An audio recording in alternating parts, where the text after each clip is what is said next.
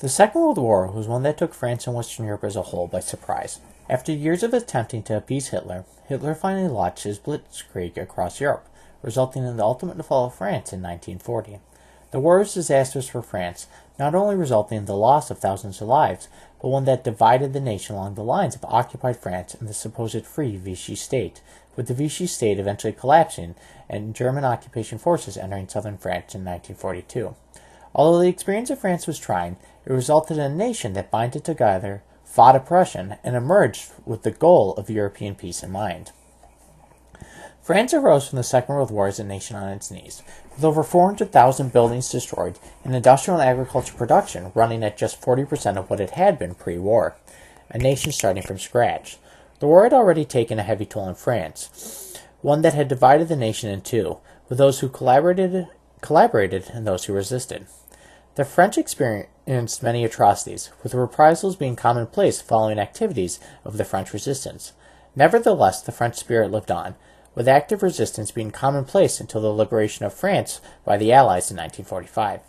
It is with this in mind that France strove to prevent the catastrophe of another great war, ensuring that the post-war years lay the foundation for a greater, more prosperous Europe.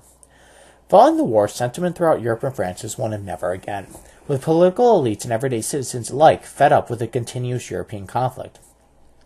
French politicians acknowledged that the first steps to preventing another major European conflict was that of the rapprochement with West Germany, something that was essential considering the economic and military might of the German state.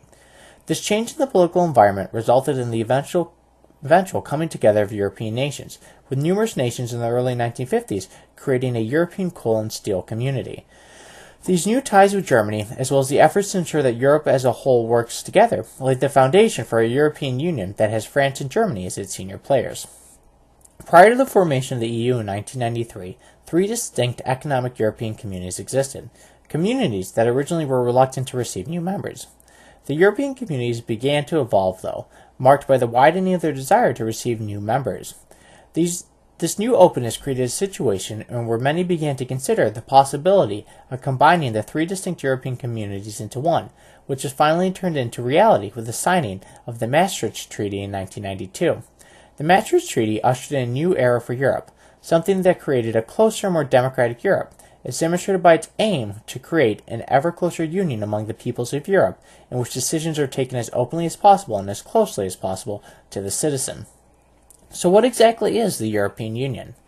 The EU is primarily a unified trade body and monetary body that strives to make European nations more competitive in the global marketplace.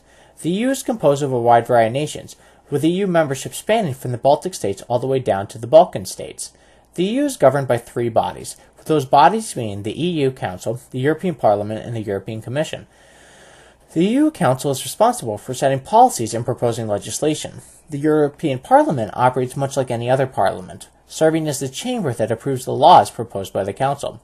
The European Commission serves as the executive branch, being responsible for enforcing laws and serving as the home of the EU presidency. Being a citizen of an EU nation state has a variety of benefits, with the most significant being freedom of movement. Citizens are able to transition between the vast majority of EU states without getting visas or showing their papers, allowing for people to truly immerse themselves in a European identity. Citizens of EU nations are also free to work in any of the EU states. This means that a French citizen can work in Germany without getting a work permit, greatly increasing the economic opportunities available to EU citizens. In essence, the EU strives to create a European identity, one that brings all the people of Europe closer together. The EU has recently been questioned throughout Europe and France, with the Brexit vote and the recent elections in France just being one of the many examples.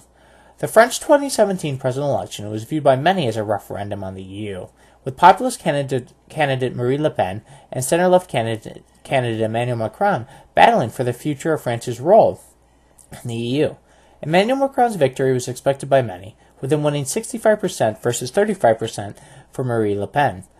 This victory reestablished the commitment of the French people to that of the European Union. The 2017 election of France has ushered in a new era of French politics. The election reveals that France is a deeply divided nation, with great fractures within the population between those on the political left and political right. The Socialist Party did surprisingly well in the election when compared to earlier predictions, raising more votes than anyone suspected, signaling that people are desperate for change in light of recent economic and security concerns. As it stands today, it seems that France is a nation that is wrestling with the role that it should play in Europe. Should France continue to pursue the idealist notions of the European Union, or retreat into a fortress France?